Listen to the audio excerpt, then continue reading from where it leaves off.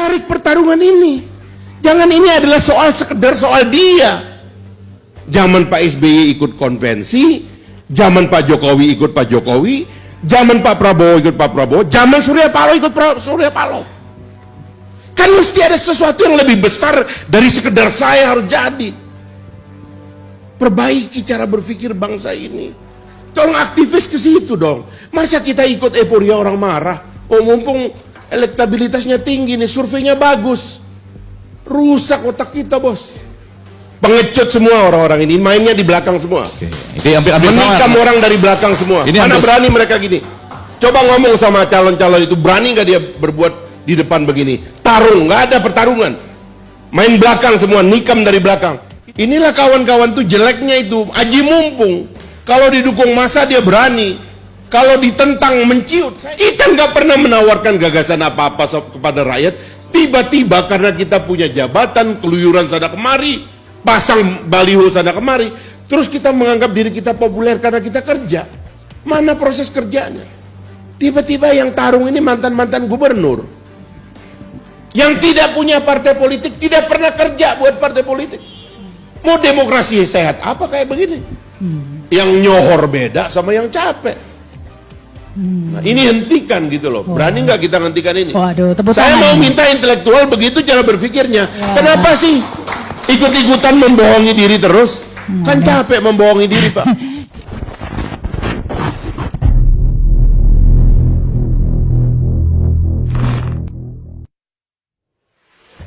Kalau ditanya soal Anies, apa yang paling spesial dari Anies? Rasanya bocah ingusan pun bisa menjawab. Anies pintar jualan kecap. Kecap yang gak enak pun bisa dia jual dengan sangat meyakinkan sehingga orang-orang jadi percaya. Udah banyak yang jadi korban. Ini kelihatan dari beberapa statement dan ucapan dia beberapa waktu lalu. Mari saya rangkum satu persatu. Saya mulai dari IKN. IKN adalah proyek jangka panjang, gak akan kelar dalam waktu satu presiden. Pasti akan melewati beberapa presiden. Masalahnya, di negara ini ganti presiden, ganti kebijakan.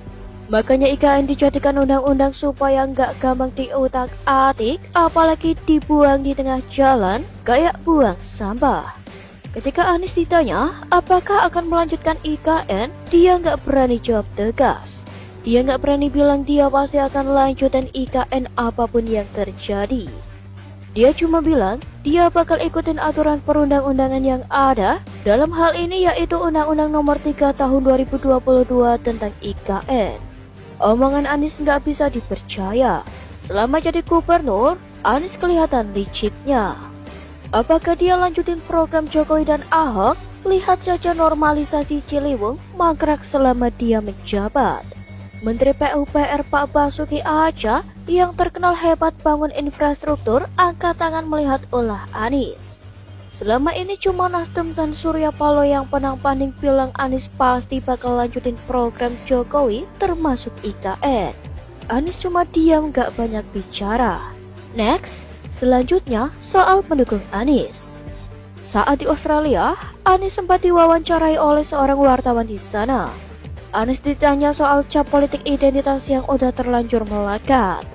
Dia jawab begini, ini bukan tentang siapa yang mendukung Anda, tapi bagaimana Anda mengambil keputusan saat Anda menjabat dan itulah intinya. Anies bilang tak ada untung politik bagi pendukung. Tapi dia nggak membantah saat publik beranggapan bahwa ketika seseorang didukung oleh kelompok konservatif, maka itu cerminan dari tokoh yang diusung. Anies terang-terangan bilang itu bukan tentang siapa yang mendukungnya. Ini adalah indikasi kuat kalau Anies nggak peduli siapa yang mendukungnya. Dalam kenyataannya, kita tidak mungkin hanya keberlanjutan dan tidak mungkin hanya perubahan. Kita juga tidak perlu kemudian segalanya serba harus beda gitu ya. Mohon maaf aja nih, bila Anies Baswedan yang menurut saya memang agak kurang oposan dia itu, Bung Faisal ya. Karena kita tahu juga dia kan nggak pernah benar-benar kayak kita begitu berkelahi di lapangan begitu. Harusnya menjadi oposan yang beneran gitu loh. Karena udah setahun ini. Harusnya betul-betul berantem. Dia lawan ini semua. Brengsek ini pemerintah. Hajar aja habis-habisan. Nggak ada itu. Yang oposan kelihatan pengen juga ikut mendukung pemerintahan yang ada. Jadi saya selalu sampaikan 4 hal, Gus. Dalam semua aspek. Apa hal yang sudah ada sekarang yang perlu ditingkatkan? Satu. Yang kedua, apa hal yang sudah ada sekarang yang perlu dilakukan koreksi? Yang ketiga, apa hal sekarang yang ternyata tidak berjalan dengan baik? Keempat, apa hal baru yang harus kita lakukan? Suruh Nasdem jadi oposan yang kuat. Suruh Demokrat dan PKS jadi oposan yang kuat. Suruh Anies Baswedan jadi oposan yang kuat. Udah kadung tuh. Bikin struktur baru, hujat ini, komitmen ini, komitmen itu. Hajar, bikin tim, bikin riset yang kuat, lawan sekuat-kuatnya. Baru rakyat enak nonton. Pertarungan yang serius. Pertarungan yang sekarang ini kan nggak serius. Maksud saya gini, Mas. Ini soal ketiga. Orang seperti Anies Baswedan nggak berani ngomong ekstrim, nggak berani mengungkapkan idenya yang ekstrim atau yang radikal, atau dia mau ngapain itu nggak berani. Kenapa? Karena dia takut dengan omongan dia 11 bulan ini yang nggak jelas, punya efek kepada massa, yaitu elektabilitas, punya efek kepada Bohir. Wah, kalau presidennya kayak gini saya nggak mau bayar dong. Kan begitu cara Bohir itu berpikir. Bahaya nih kalau ini yang kita calonkan. Atau partai politik bilang, waduh, kalau kayak begini cara ngomongnya calon kita bisa tergerus partai kita. Sekarang kan dia nggak berani. Dia takut juga Demokrat nggak nyalonin dia. Dia takut juga PKS jaga perasaan Ini ngumpul-ngumpul dan dibilang jaga perasaan. Ini apa bohong ini? Anies nggak masalah siapa yang mendukungnya. Mau kelompok nasionalis bahkan kelompok intoleran sekalipun. Seolah dia mau bilang yang penting dia menang. Mau didukung siapa? Terserah. Mau gimana caranya menang? Terserah. Dengan mengatakan itu, artinya Anies gak keberatan kalau di Pilpres 2024 nanti dia didukung oleh kelompok itu lagi. Ini sama saja dia mau berikan jalan untuk politik identitas dan politisasi agama. Next, selanjutnya politik identitas. Anies bilang politik identitas gak bisa dihindari. Setiap calon yang bersaing selalu punya identitas yang melekat pada dirinya. Saya setuju ketika Anies berikan contoh terkait ini. Misalnya, calon yang bersaing adalah laki-laki dan perempuan, maka di situ ada identitas gender. Ketika ada dua calon yang berbeda suku, maka pendukung kedua kubu akan berkutat dengan isu perbedaan suku. Jika yang bersaing adalah calon yang latar belakang beda agama, maka isu agama yang akan jadi dominan. Begitu seterusnya. Dan itu akan terus terjadi selama calon yang bersangkutan punya identitas berbeda, entah itu gender, suku, atau agama.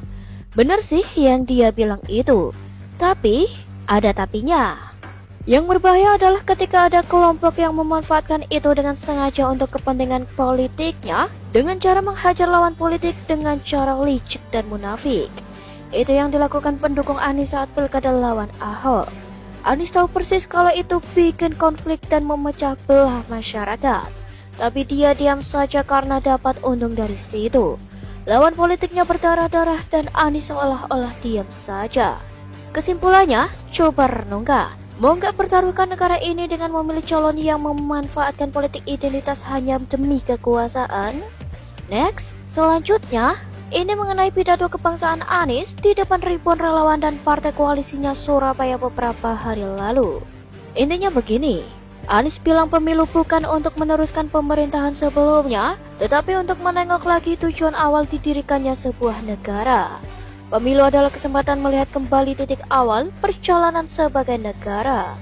Dia bilang, jika bangsa Indonesia terus berbicara tentang meneruskan pemerintahan sebelumnya, sama saja negara kesatuan tersebut terhenti tiap 5 tahun. Ini adalah tanda yang jelas, mungkin Anies mau memberikan sinyal, dia mau memulai dengan cara yang beda, mirip dengan apa yang dia lakukan saat jadi Gubernur DKI 2017. Banyak progres terhambat, yang setengah jalan dihentikan atau ditunda entah sampai kapan. Jika semua ucapan tadi digabung jadi satu, dan jika 100% terjadi, maka negara ini kayak berada di tepi jurang. Ini adalah gambaran apa yang bakal terjadi jika